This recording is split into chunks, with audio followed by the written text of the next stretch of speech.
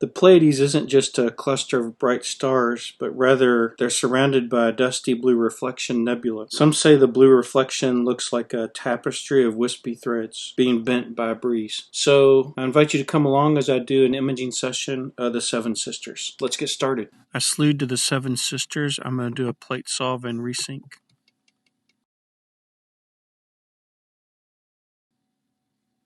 So it did make a minor adjustment. I'm going to get the guiding started. So I'm going to start looping and auto select a star and start the guiding.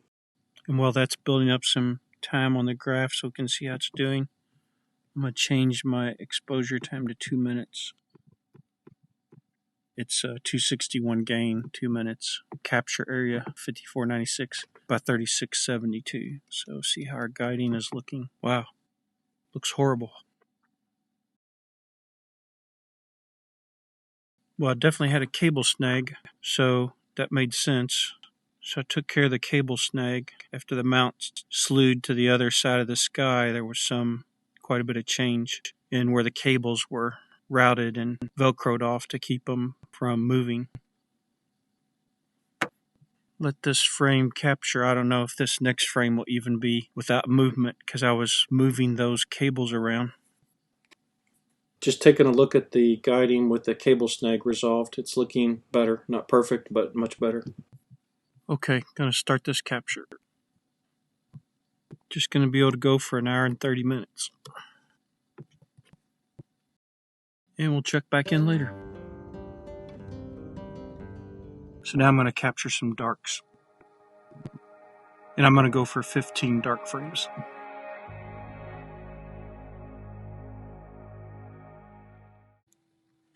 The capturing of the darks has completed. So now I'm going to set up to capture some flats. So I'm going to reduce the exposure down to something like 2 seconds.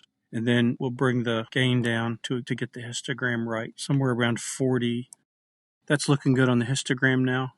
I have it at 1 second and 44 gain. So I'm going to capture some flat frames.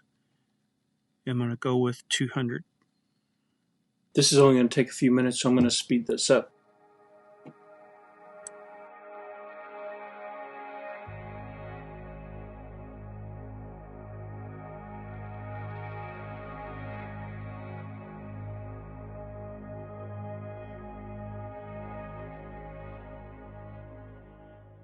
So I kind of had to do a stop and start, and I have 2 imaging sessions here the same day for the Seven Sisters, so I'm going to include those in as two separate sessions here in Astropixel Processor. So we'll also choose our bias frames, flat frames, and dark frames, and then we'll set our sorting to be by quality and kick off the analyze, which will do the calibration and analysis of the frames that we've captured.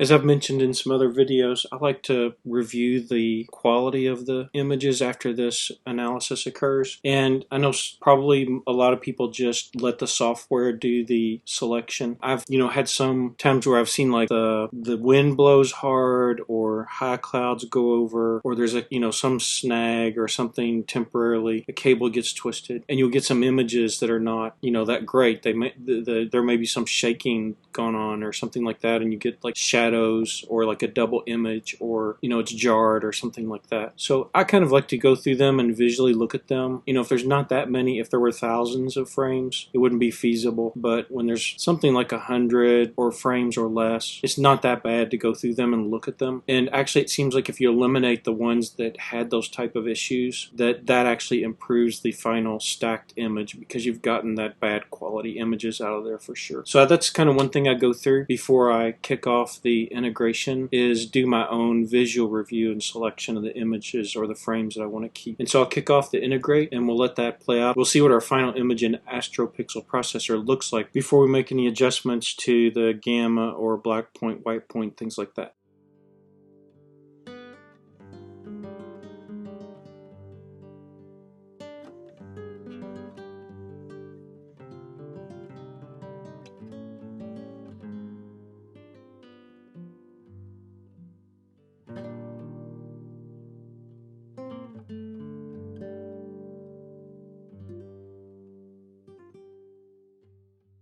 I think I've read that these seven sisters, the light passing from them to us has to travel through some various gases, especially oxygen, and it tends to give it like a blue hue. And so in GIMP, I plan to try to bring out more of that blue color that was captured. So in Astropixel processor, I'm just going to make adjustments to black point, gamma correction, and some adjustments to saturation. Then I'll save this image to a TIFF with DPI as 4800, and I also like to save it out to a JPEG file.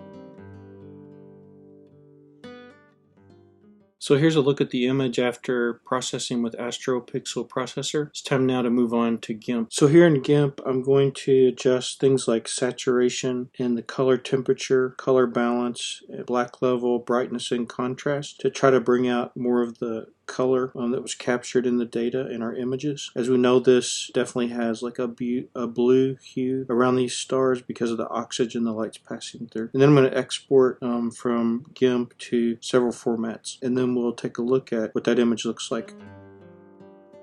Because there were two imaging sessions, there was a border at the left and top where there was that overlap. So I had to crop those regions, but I think it turned out pretty good. In the comments, leave me your thoughts. What do you think? How did the image processing turn out for the Seven Sisters? I recently did an imaging session where I captured the comet that was visiting us, and that's actually an interesting process to go through.